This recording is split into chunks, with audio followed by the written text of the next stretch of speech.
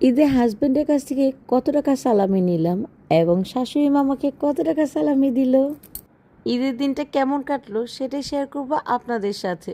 হে everyone, আসসালামু আলাইকুম। আমি সোনা রহমান, স্বাগতম জানাচ্ছি আমার ইউটিউব চ্যানেল এবং ফেসবুক পেজ সোনা রহমান থেকে। কেমন আছেন আপনারা সবাই? আমি কিন্তু আলহামদুলিল্লাহ ভালো আছি। চলে আসলাম নতুন আরেকটি ভ্লগ নিয়ে। ফার্স্টে বলে দিলাম যে আজকে ভ্লগে কি কি শেয়ার করব। আজকে শেয়ার করতে যাচ্ছি ঈদের ভ্লগ। সকাল সকাল ঘুম থেকে উঠে গেছি প্রায় 6টার দিকে। উঠেই সোলাইমানের বাবার প্রয়োজনীয় জিনিসপত্রগুলো রেডি করে নিচ্ছিলাম, যেহেতু উনি গ্রামে যাবে ঈদ করতে। এই জন্যই সকাল সকাল উঠে সবকিছু রেডি করে নিয়েছি। সবকিছু রেডি করা শেষ করার পরে এরপর সোলাইমানের বাবাকে উঠিয়ে দিয়েছিলাম। এই তো উনি রেডি হয়ে বের হয়ে গিয়েছে। মিস্টারকে বিদায় দিয়ে এরপরে আমি বাবুদের সবকিছু রেডি করে নিচ্ছিলাম, যদিও তখন পর্যন্ত ওরা ঘুমাচ্ছিল। এইগুলো রেডি করে রেখে এরপরে আমিও শুয়েছিলাম বেশ অনেকক্ষণ পর্যন্ত।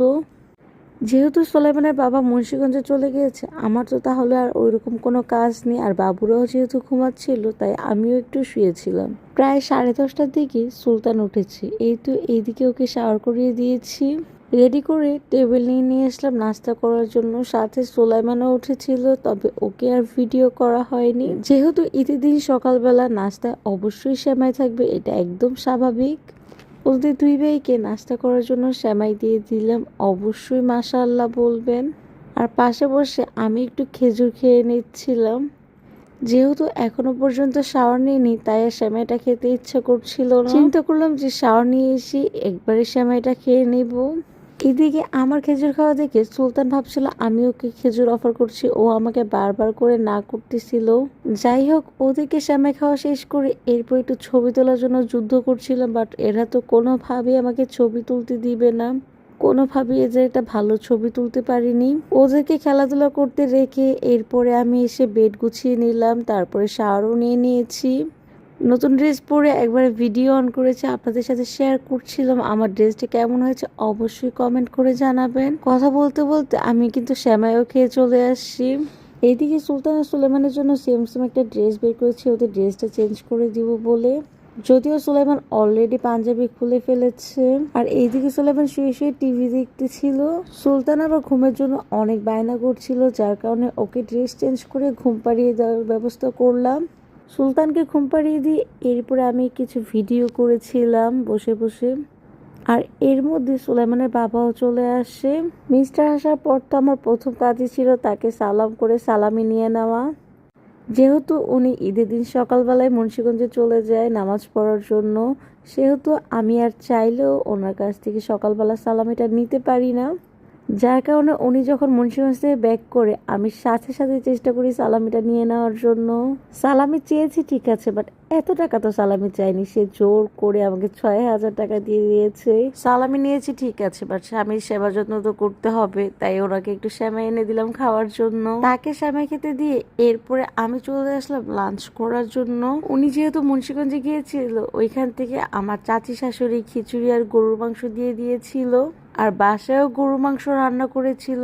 আমি চাচির দেওয়া খিচুড়ি আর বাসায় রান্না করা গরুর মাংস খাচ্ছিলাম, সাথে সুলতানকেও একটু দিচ্ছিলাম, যদিও একদম সামান্য পরিমাণে খেয়েছিল।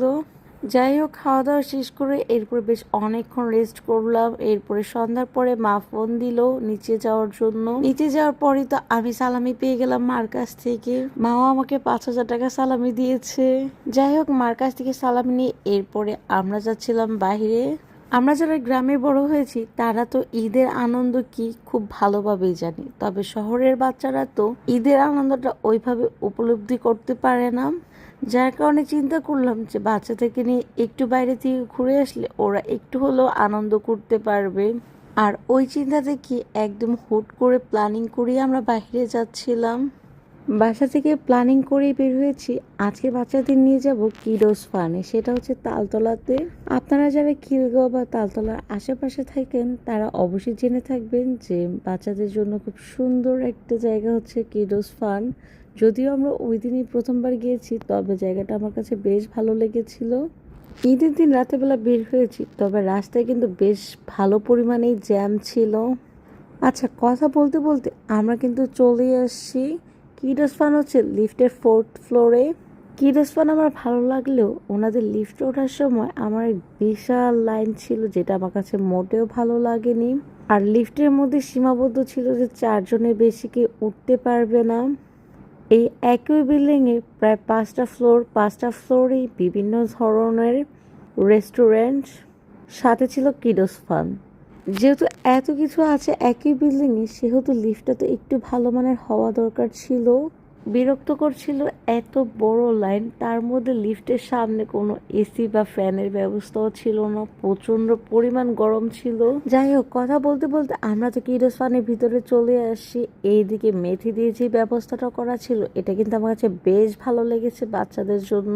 বাই দ্য ওয়ে, আপনারা যারা এখনো পর্যন্ত আমার ভিডিওটি কন্টিনিউ করছেন, ভিডিওটি ভালো লাগলে অবশ্যই লাইক অ্যান্ড কমেন্ট করবেন। নতুন নতুন আরো ভিডিও পেতে আমার চ্যানেলটিকে সাবস্ক্রাইব করে রাখবেন। আর যারা ফেসবুক পেজ থেকে দেখছেন, পেজটিকে ফলো দিয়ে রাখবেন। আর যারা কাজটি আগে থেকে করেছেন, তাদেরকে অসংখ্য ধন্যবাদ। মোটামুটি ভিতরে যাওয়ার পরে বাচ্চাদের বেশ অনেকগুলো অ্যাক্টিভিটি ছিল। পার পার্সন বাচ্চাদের টিকিট প্রাইস ছিল 300 টাকা। 2 বছরের ছোট বেবি হলে বাচ্চার সাথে গার্ডিয়ান অ্যালাউ ছিল ফ্রিতে। বাচ্চার বয়স যদি 2 বছর প্লাস হয়, সেক্ষেত্রে মেবি 100 টাকা করেছিল। যেহেতু সুলতানের বয়স 2 বছরের কম, সেহেতু ওর সাথে আমি ফ্রিভাবে ঢুকতে পেরেছি, যার কারণে সুলাইমানের সাথে ঢোকার আমার প্রয়োজন হয়নি। আমি এক টিকিটেই ঢুকে যেতে পেরেছি। যাই হোক, ওইখানে তো বাচ্চা অনেক আনন্দ করেছে। এরপরে আমরা চলে আসছিলাম বাসার উদ্দেশ্যে। ভিডিওটি আপনাদের কাছে কেমন লেগেছে সেটা কিন্তু অবশ্যই কমেন্ট করতে ভুলবেন না। আজকের ভিডিও ছিল এই পর্যন্তই। নেক্সট আপনারা কী ধরনের ভিডিও দেখতে চান সেটা কিন্তু অবশ্যই কমেন্ট করে জানাতে পারেন। দেখা হবে নতুন কোনো ভিডিও নিয়ে। ততদিন পর্যন্ত ভালো থাকুন, সুস্থ থাকুন। আল্লাহ হাফিজ, আসসালামু আলাইকুম।